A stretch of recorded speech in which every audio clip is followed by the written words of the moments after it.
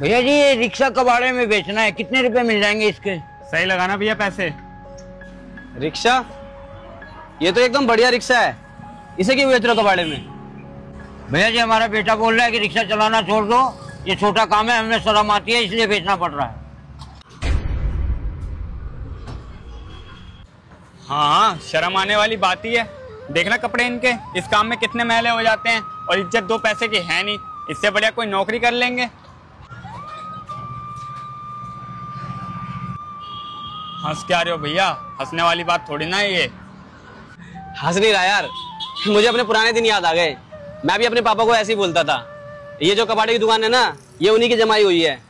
उस वक्त ना समझता मैं, तो मैं उनको बोलता था ये क्या काम कर रखा है। मेरे दोस्त मेरा मजाक उड़ाते हैं, सब कबाड़ी कबाड़ी कहते हैं मुझे। और ये क्या कपड़े पहन रखे हैं, कितने मैले हैं तुम्हारे कपड़े, कितने गंदे हैं, नए कपड़े नहीं ले सकते। और वो ना वो छोटा सा फोन चलाते थे टूटा हुआ। और तुमने देखा होगा कि जो बड़े आदमी होते हैं वो रबड़ बांध लेते हैं फोन के पीछे तो मेरे पापा भी ऐसी रबड़ बांध के फोन चलाते थे। तो मैं उनको बोलता था कि जब इतना कमाते हो तो नया फोन नहीं ले सकते हैं?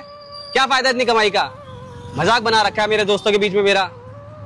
अब जब मेरे ऊपर जिम्मेदारी आई ना, तो मुझे धीरे धीरे सब समझ में आ रहा है कि मेरे पापा ऐसा क्यों करते थे। क्यों वो नया फोन नहीं लेते थे, टूटा हुआ फोन चलाते थे, क्यों वो नए कपड़े नहीं पहनते थे। मेरे भाई, जब जिम्मेदारी का पहाड़ सर के ऊपर आता है ना, तो सारे शौक उसी पहाड़ के नीचे दब के मर जाते हैं। समझ आई बात? एक वक्त के बाद इंसान अपने सारे शौकों को मारकर अपने परिवार का शौक पूरा करता है, अपने बीवी बच्चों का शौक पूरा करके खुश हो जाता है। भैया आपकी सारी बात ठीक है, लेकिन अब आप कमा रहे हो ना, आप तो कर रहे होंगे अपने पापा के शौक पूरे।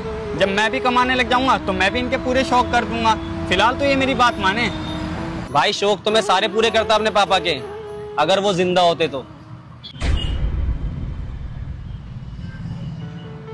मेरे भाई तभी कहते हैं वक्त रहते ये बात समझ लेनी चाहिए।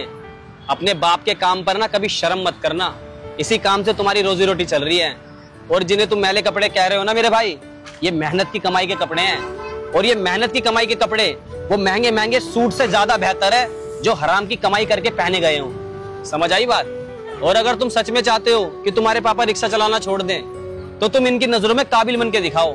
इतना पैसा कमाओ कि इन्हें खुद लगे कि अब तो मेरा बेटा जिम्मेदारी समझता है, सारा घर का खर्चा खुद संभाल सकता है। तुम देखना ये खुद ही ये काम छोड़ देंगे।